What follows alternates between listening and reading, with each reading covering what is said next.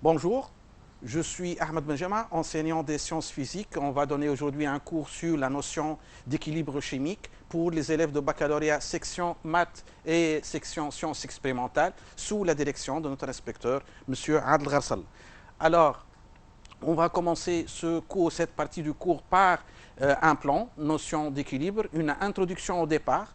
Ensuite, on va mettre en évidence le phénomène de l'équilibre, juste une expérience pour mettre en évidence l'équilibre chimique. Ensuite, on va définir la notion d'avancement final et la notion d'avancement maximal et aussi quelle est la différence entre les deux.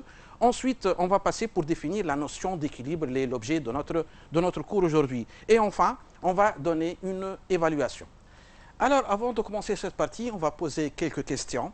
Est-ce que chaque réaction chimique atteint un état final lorsque l'un des réactifs au moins s'épuise totalement? C'est-à-dire, est-ce que toutes les réactions sont totales?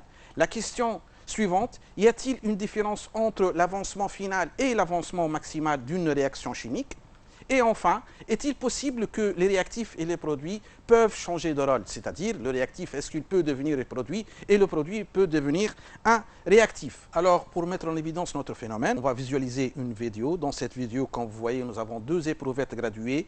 Dans l'une, nous avons introduit 20 ml de la solution thiocyanate de potassium. Concentration, c'est 2 10 à la puissance moins 3 mol litre moins 1. Et vous avez dans le deuxième tube 30 ml d'une solution de chlorure de fer 3. De même concentration, de 10 à la puissance moins 3 mol litre moins 1. Et donc ici, on va mélanger ces deux réactifs et on va voir qu'est-ce que ça va nous donner. Donc les deux réactifs vont être mis en contact dans le bécher.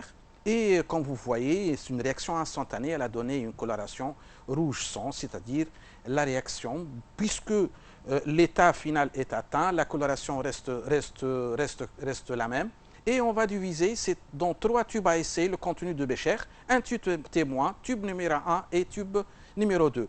On va garder le tube témoin et on va ajouter dans le tube numéro 1 quelques gouttes d'une solution de thiocyanate de potassium.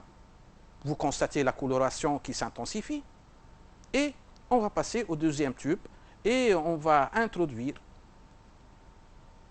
une pointe de spatule de chlorure de fer 3 et comme vous voyez ici, la coloration aussi, elle s'intensifie dans les deux tubes, tube 1, tube 2, et toujours on a à les comparer avec le tube témoin. Alors, suite à cette expérience, on constate qu'à l'état final de la réaction entre les ions Fe3+, et les ions SCN-, l'ajout de l'un des deux réactifs entraîne l'intensification de la couleur rouge sang, c'est-à-dire la couleur rouge sang de Fe SCN2+. Ici, ce qu'on peut tirer, c'est-à-dire la réaction s'est arrêtée avant que l'épuisement total des deux réactifs ou de l'un des réactifs. Donc cela prouve que les deux réactifs coexistent en même temps à l'état final, c'est-à-dire la réaction s'arrête avant que l'un des deux réactifs s'épuise totalement du milieu réactionnel.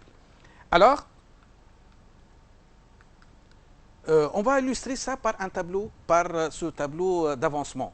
Dans le tableau d'avancement, vous avez la réaction Fe3++ SCN- donne FeSCN2+, bien sûr la coloration rouge sang est celle de FeSCN2+. Alors l'état initial, comme vous voyez, le nombre initial de Fe3+, le nombre initial de SCN- et de FeSCN2+, il est nul.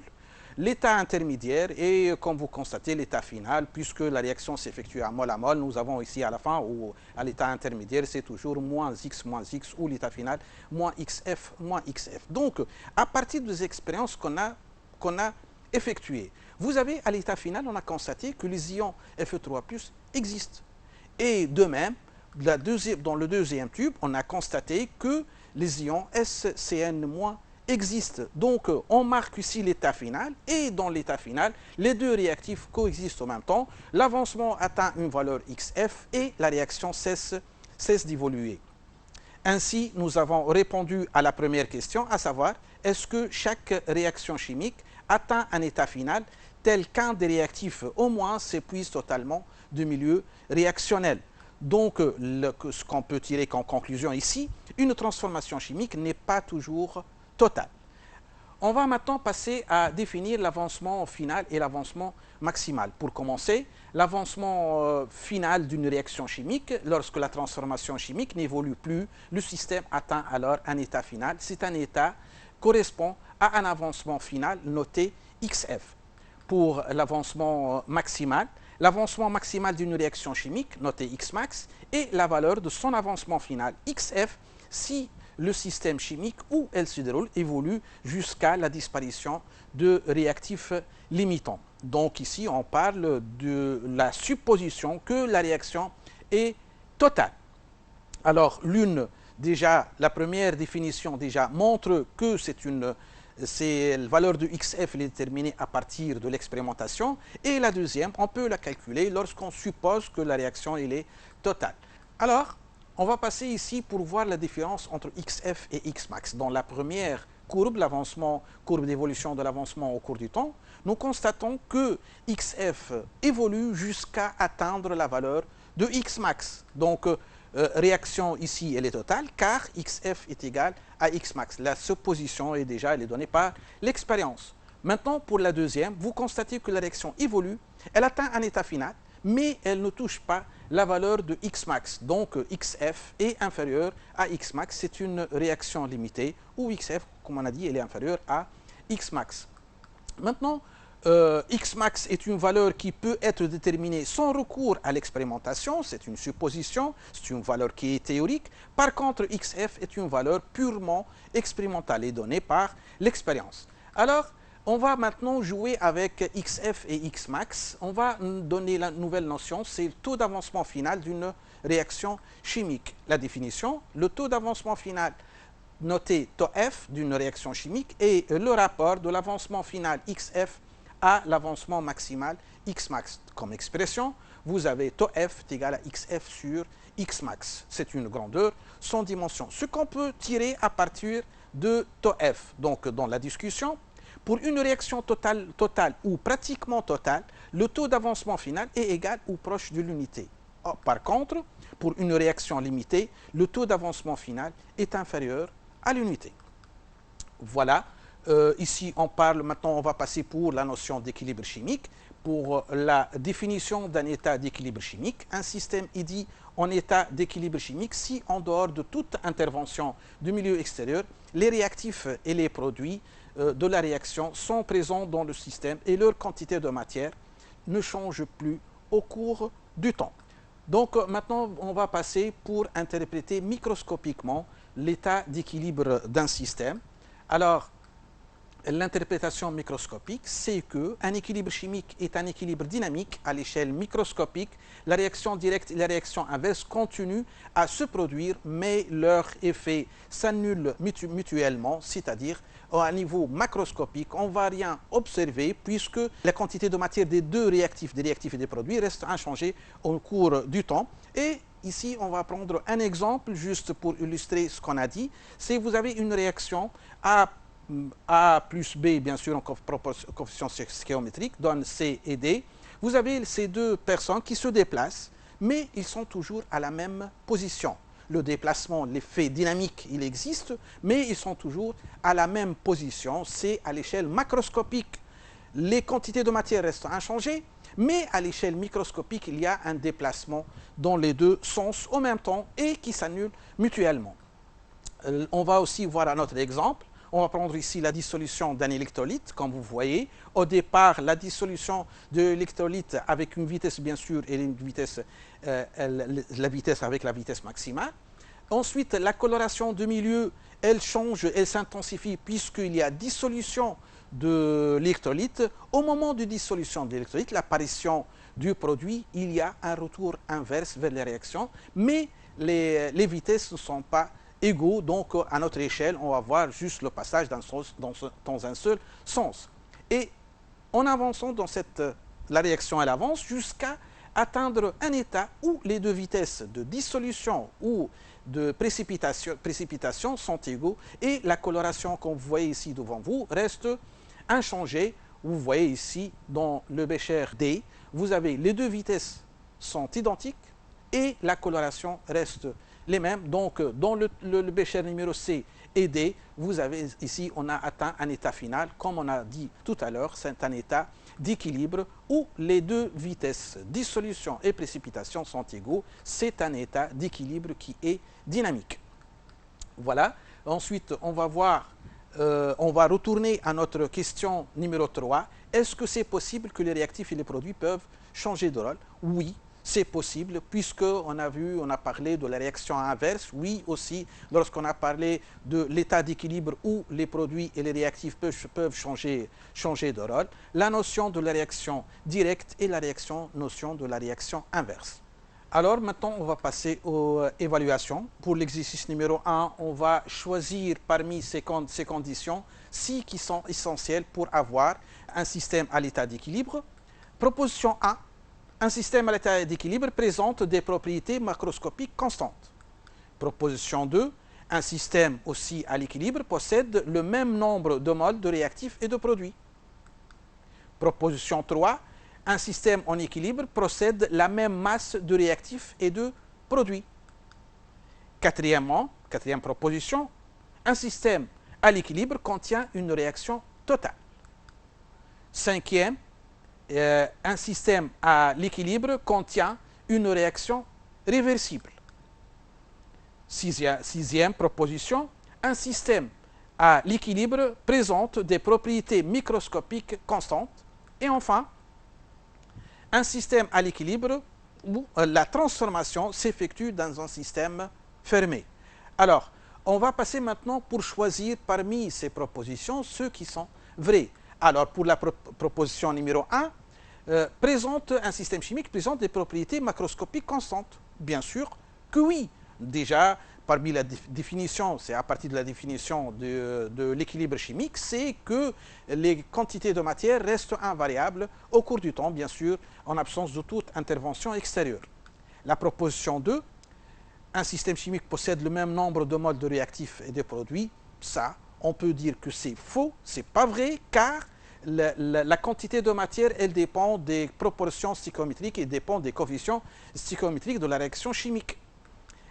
3, un système chimique possède la même masse de réactifs et de produits. Il n'y a pas intérêt d'avoir les mêmes masses et des produits. Bien sûr, ça dépend de l'état d'équilibre et ça dépend aussi des coefficients stoichiométriques de la réaction.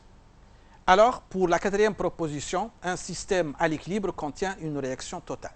Bien sûr que ce n'est pas vrai, c'est faux, puisqu'on parle d'une réaction qui atteint un état final sans que l'un des réactifs s'épuise totalement du milieu réactionnel. Cinquième proposition, un système chimique contient une réaction réversible. Oui, c'est vrai, puisque à l'état final, déjà, on a deux réactions qui s'effectuent en même temps. Donc, réaction directe et la réaction inverse. Sixièmement, un système chimique présente des propriétés microscopiques constantes. Bien sûr que c'est faux, car à l'échelle microscopique, les deux réactions se produisent en même temps. Bien sûr, la quantité de matière à l'échelle macroscopique, ils sont constantes, mais à l'échelle microscopique, il y a un équilibre qui est dynamique. Septièmement, la transformation s'effectue dans un système fermé. Oui, c'est vrai, puisqu'on s'attend on a défini un système d'équilibre lorsque il n'y a aucune intervention extérieure du milieu. Alors, préciser maintenant, on va choisir maintenant parmi les énoncés suivants ceux qui correspondent à une réaction réversible et ceux qui correspondent à une réaction irréversible. On va citer les propositions, ensuite on va les choisir. 1. Il y a coexistence des réactifs et de produits. Les réactifs se transforment en produits et le produit se transforme également en réactif. On utilise une flèche simple dans l'équation chimique. On utilise une double flèche dans l'équation chimique. Un des réactifs s'est complètement transformé. 6. Les réactifs se transforment en produits, mais les produits ne se transforment pas en réactifs. Maintenant, on va les classer suivant réaction réversible et réaction irréversible. Alors, la proposition numéro 1, il y a coexistence des réactifs et des produits. Bien sûr, ce cas, dans l'état final, les réactifs et les produits existent déjà à partir de l'expérience qu'on a visualisée tout à l'heure.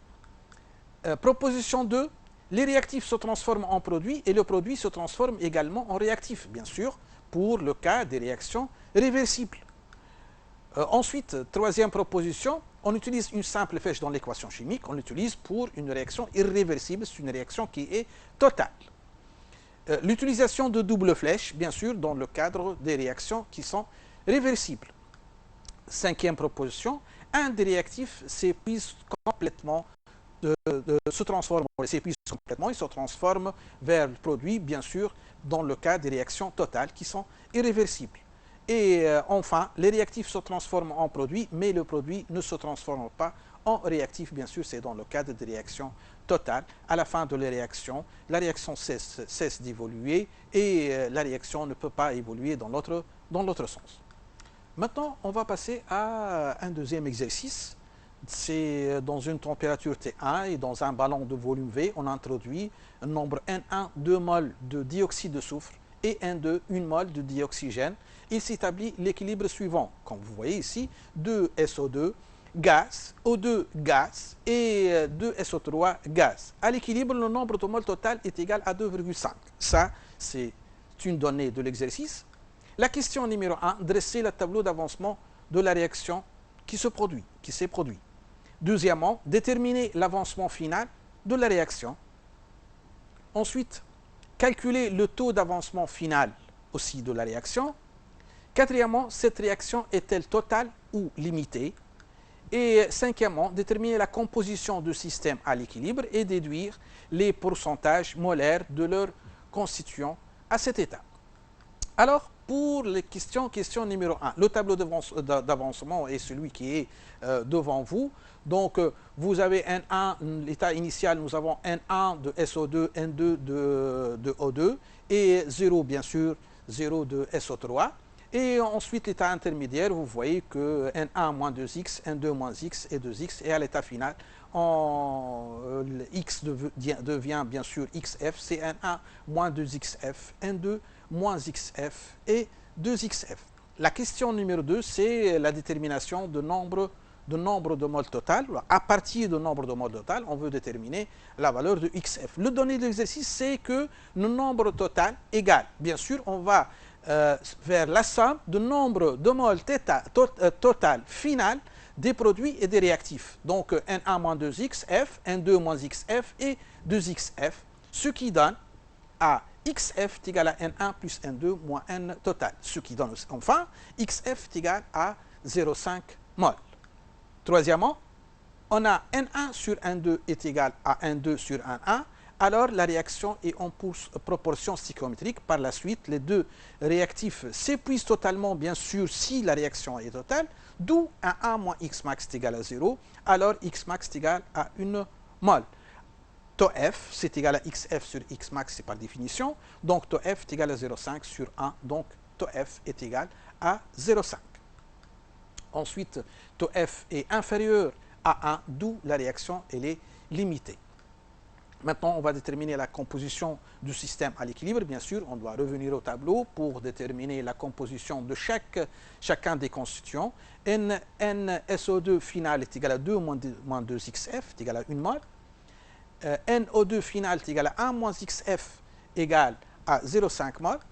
Et NSO3 final est égal à 2XF égale à 1 mol. Maintenant, les pourcentages. Le pourcentage de SO2, c'est 40%. Le pourcentage de O2, c'est égal à 20%. Et le pourcentage de SO3 est égal à 40%. C'est-à-dire, à l'état final, nous avons les pourcentages de chaque constituant dans les milieux. Les trois existent, les réactifs et les produits. La réaction a atteint l'état final. On peut maintenant visualiser ou on peut aussi illustrer ce calcul des pourcentages. À la fin, nous avons, comme vous voyez, les trois constituants, 40%, 40% et 20%. Voilà. Nous avons terminé cette partie. J'espère bien que vous avez profité de tout cet exposé. Bien sûr, ça reste à étudier, à faire des exercices d'évaluation. Et je vous dis bonne chance et bon revoir. Au revoir.